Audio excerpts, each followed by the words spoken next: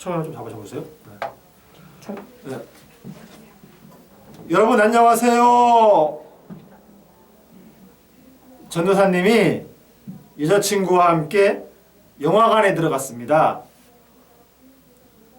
환한 데 있다가 어두운 데 들어가면 진짜 눈에 아무것도 안 보입니다.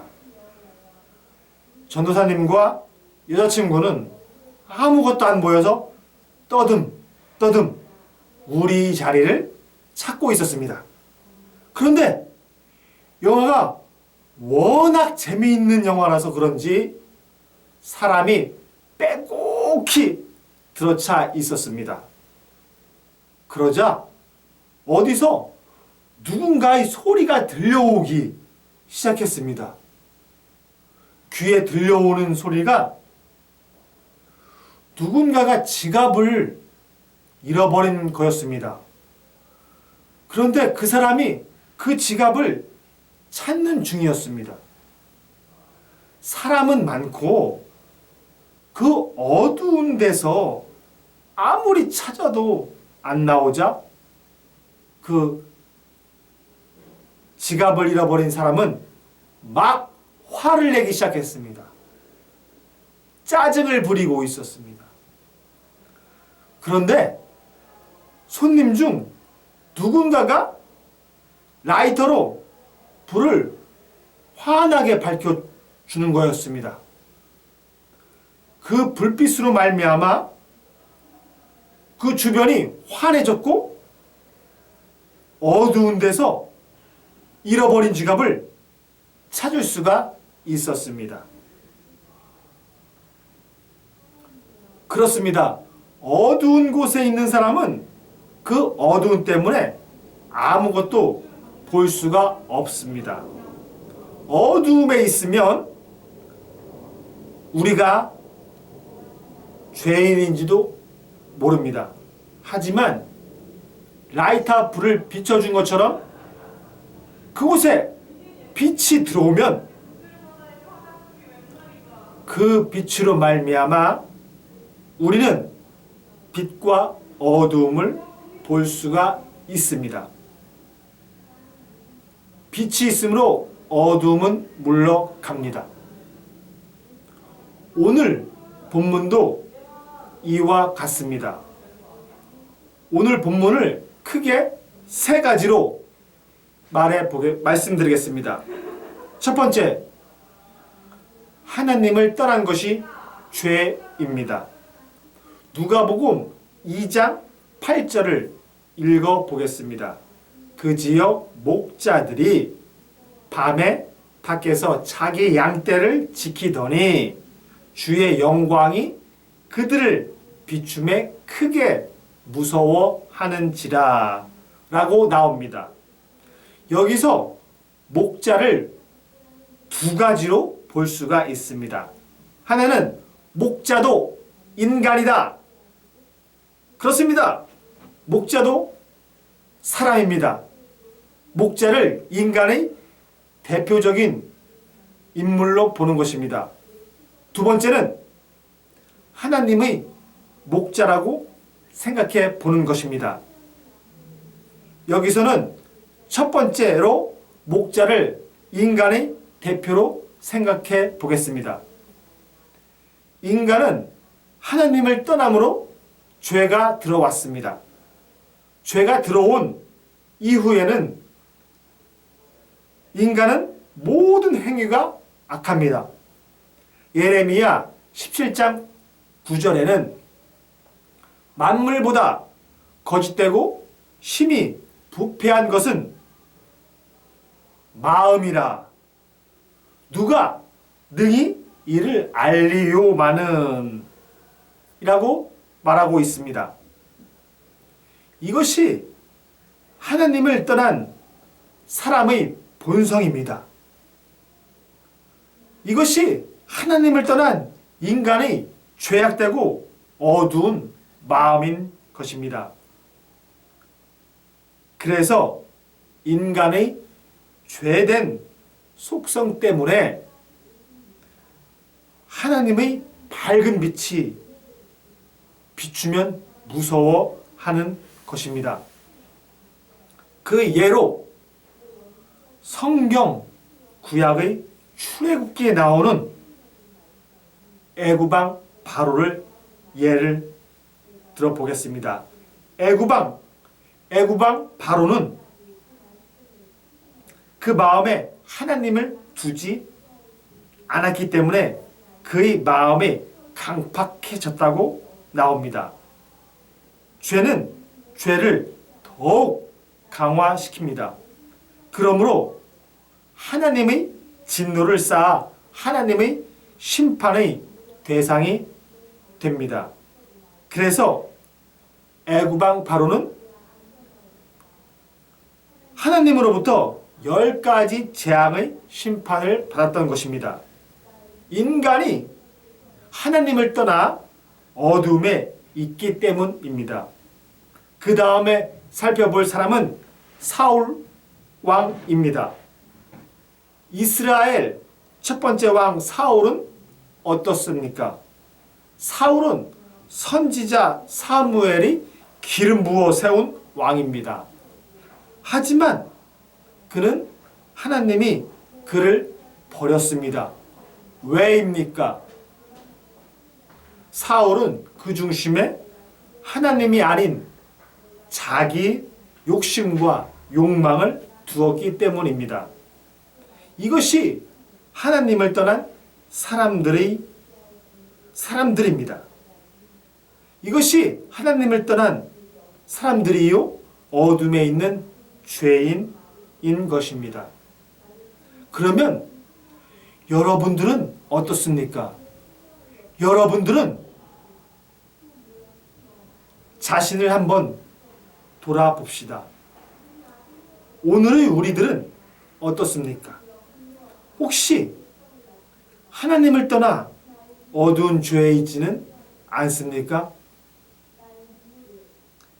지금 현 시대를 살아가는 사람들 중 그리스도인들은 10명 중에 7명이 그리스도인이라고 합니다. 그리스도인이라면 그들은 진정 하나님의 빛에 거하며 그들의 마음에 죄가 없어야 됩니다. 그런데 그들의 마음에 진실로 어두움이 없습니까? 죄가 없습니까?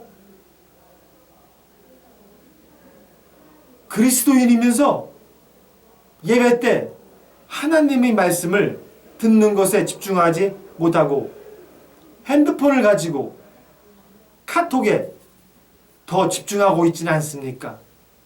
하나님 말씀을 묵상하고 기도를 함으로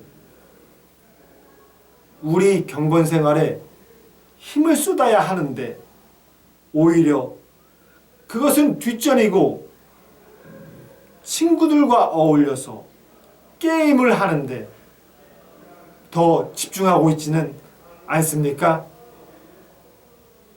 우리는 이런 그리스도인을 주변에서 너무 많이 봅니다. 우리는 이런 사람들을 무늬만 그리스도인이라고 부릅니다. 혹시 여러분들이 무늬만 그리스도인 아닙니까? 네, 그렇습니다. 이것은 그리스도인이면서 그 마음에 하나님 중심이 아닌 내가 주인이고 내 마음속에 내가 주인됨과 내 생각으로 가득 차 있기 때문입니다. 우리는 이것을 하나님을 떠난 어둠 속에 있는 사람이라고 부릅니다. 즉 죄인이라고 말합니다. 이처럼 하나님을 떠난 사람들은 어둠 속에 거하며 죄 속에 있는 것입니다. 이런 사람들은 하나님의 거룩한 영이 비추면 무서워 떠는 사람들입니다. 두 번째로 어두움은 빛을 싫어, 어두움은 빛을 무서워합니다. 9절, 오늘 본문 9절 하반절에 주의 영광이 그들을 두루 비추매 크게 무서워하는지라 라고 나옵니다. 본래적으로 어두움은 빛을 싫어합니다. 여러분들, 우리는 지금 어디에 살고 있습니까? 혹시라도 그리스도인들이라면 빛에 거하여야 하지만 어둠 속에서 방황하고 있지는 않습니까? 소망 없는 어제와 같은 오늘, 희망 없는 오늘과 같은 내일을 살고 있지는 않습니까? 항상 패배의식에 젖어서 나는 할 수 없는 놈이야 라고, 나는 별 수 없는 놈이야 라고 자신을 자책하거나 책망하지는 않습니까? 오히려 그냥 방치해두고 내버려 두지는 않습니까? 그러면 오늘 본문의 10절 상반절에 나오는 말씀을 읽어보겠습니다. 천사가 이르되 무서워하지 말라라고 말하고 있습니다. 천사가 이르되 무서워하지 말라라고 말합니다. 오늘 어둠 속에서 목자들에게 나타난 하나님의 천사가 여러분들에게 말을 전합니다. 무서워하지 말라 라고 말을 전합니다. 그렇습니다, 여러분. 무서워하지 마십시오. 여러분들은 전혀 무서워할 이유가 없습니다.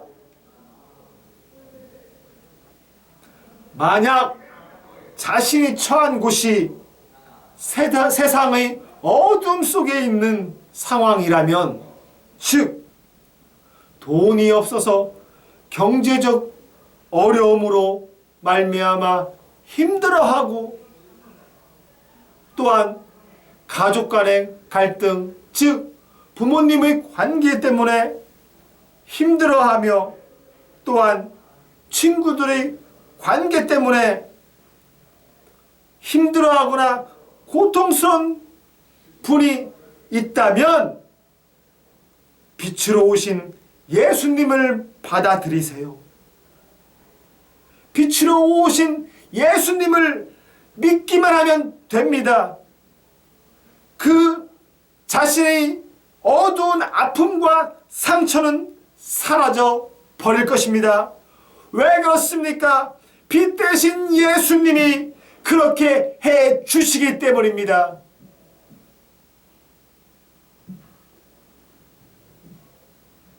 또한 우리가 참되신 예수님을 믿되 예수님을 만나야 됩니다. 예수님을 만나기 위해서는 오늘 본문에 나온 목자들을 살펴볼 필요가 있습니다. 여기서 목자는 앞에서 나온 목자의 두 번째에 해당하는 사람들입니다. 하나님께서 택하서 부르신 사람들입니다. 목자들은 자기가 맡은 본분에 최선을 다하는 사람들입니다. 오늘 본문 8절에 이렇게 나옵니다. 그 지역의 목자들이 밤에 밖에서 자기 양떼를 지키더니라고 나옵니다. 목자들은 맡겨진 일에 열심을 다했습니다. 남들이 다 깊은 잠을 자는 밤중에도 양떼들을 사나운 짐승들로부터 돌보고 있었습니다. 하나님은 자기가 맡은 일에 열심인 사람을 불러 귀히 쓰십니다. 성경에서도 그 예를 들어보겠습니다. 사무엘상에 보면 다윗이 나옵니다. 사무엘상 보면은 어린 다윗이 양떼를 돌보다가 선지자 사무엘에게 왕으로 기름 부음을 받았습니다. 또한 사사기에 나오는 기드온은 밀타작을 하다가 하나님의 영 여호와의 영을 만났다고 나옵니다.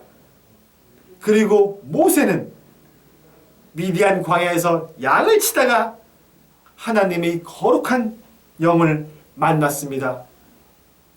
또한 예수님의 제자들은 어떻습니까? 예수님의 제자들도 바닷가에서 살고 있는 베드로와 요한과 안드레는 고기 잡다가 예수님을 만나서 부름을 받았습니다. 하나님을 만난 사람들은 정말 보잘것없는 일을 했습니다. 다른 사람들이 눈여겨보는 사람은 아무도 없었습니다. 하지만 그들은 자기가 맡은 일에 열심을 다했습니다. 그들은 자기가 맡은 일에 책임감을 가지고 최선을 다했습니다. 그리고 그들은 정직했습니다. 그리고 그들은 열정이 있었습니다.